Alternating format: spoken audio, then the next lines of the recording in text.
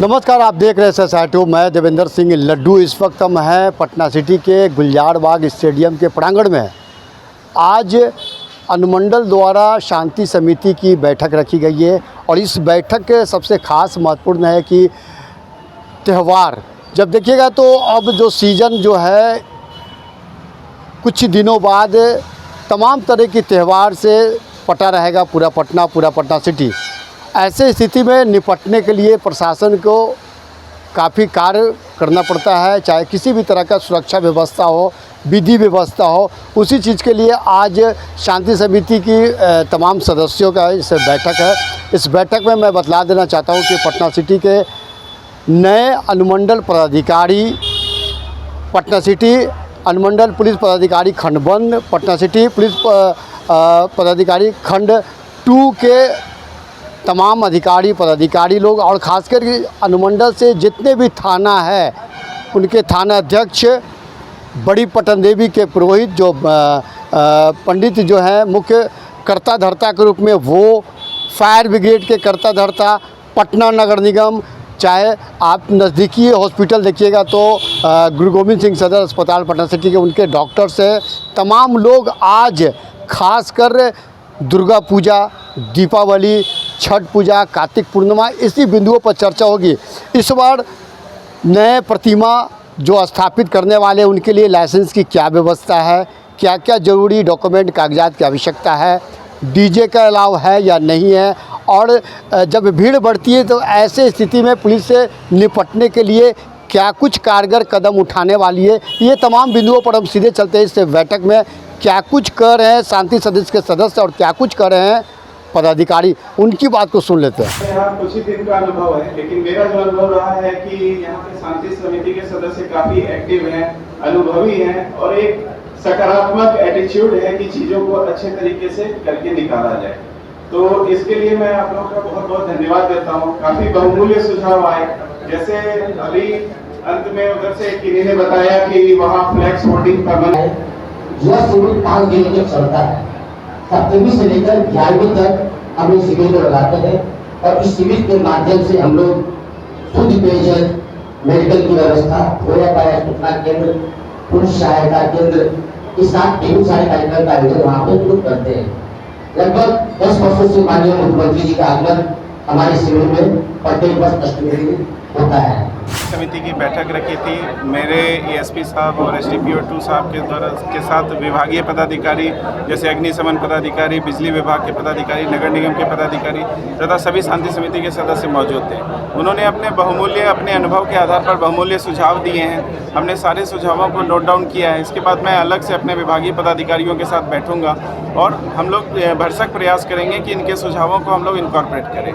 इसके अलावा हमने अपनी कुछ अपेक्षाएँ बताई हैं शांति समिति के सदस्यों को, जैसे कम्युनिकेशन प्लान क्लियर रखें, कोई भी घटना हो तो हमें ससमय सूचना मिल सके, मूर्तियों की हाइट को थोड़ा लिमिट रखें, डीजे वगैरह जो बेसिकली लाइसेंस की जो शर्तें हैं उसका पूर्णतः अनुपालन हो। इसके लिए हमने अनुरोध किया है। पूजा समिति के सदस्य भी थे और हम इस चीज़ का कंप्लायंस सुनिश्चित कराएंगे कि सारी लाइसेंस के हिसाब से ही हो, विसर्जन के दौरान कुछ घटना ना हो। इसके लिए लोगों ने काफ़ी अनुरोध था।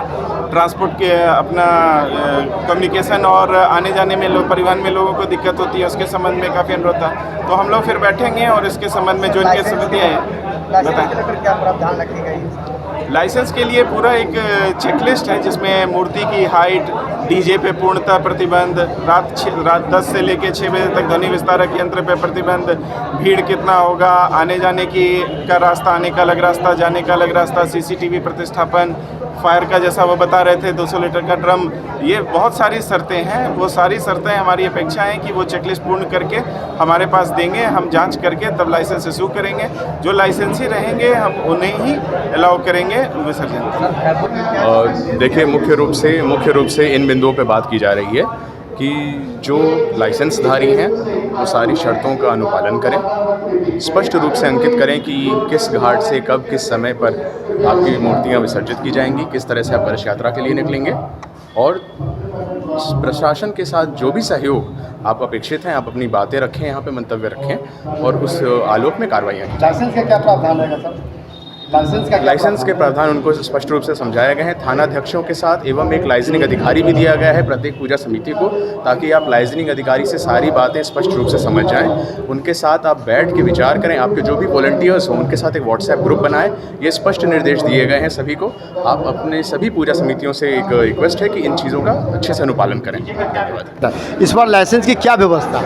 देखिए, इस बार लाइसेंस जो है, जैसे कि शोभा यात्रा है, दुर्गा पूजा एक पूरा फेस्टिव माहौल है, तो लाइसेंस जो है वो मैंडेटरी है, सबको लेना है लाइसेंस।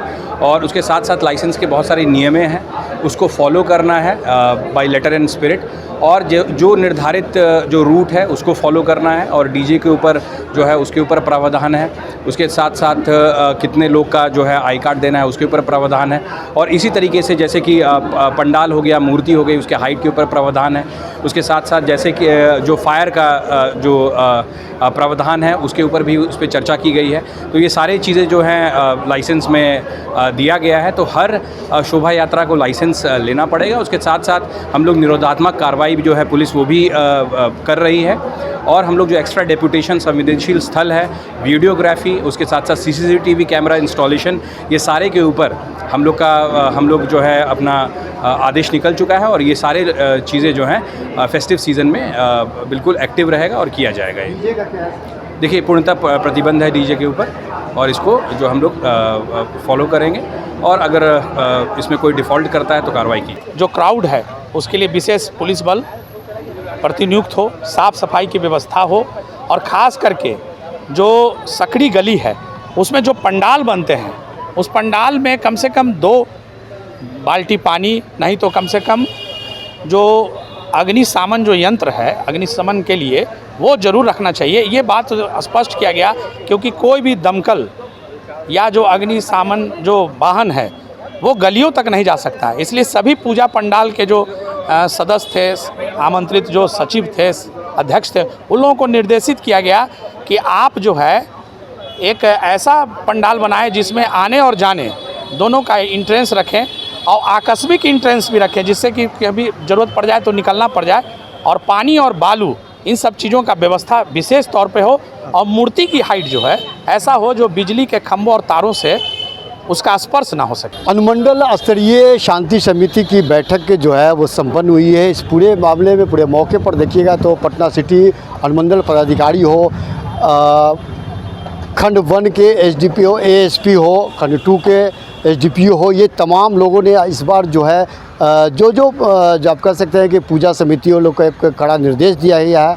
इस बार लाइसेंस का अनिवार्य कर दिया गया है। और क्या क्या प्रावधान है वो आप स्थानीय थाना में जाकर आप संपर्क कर सकते हैं। और साथ ही अग्निशमन, आग जिस तरह का जो हाई लेवल का जो पंडाल निर्माण कराया जाता है, तो आप लगभग 2 ड्रम कम से कम आप पूजा स्थल के पास आपको पानी रखा बिल्कुल अनिवार्य है। तमाम चीज़ों से अवगत कराए हैं। और इस बार किसी भी तरह का कोई कोताही बरता नहीं जाएगा।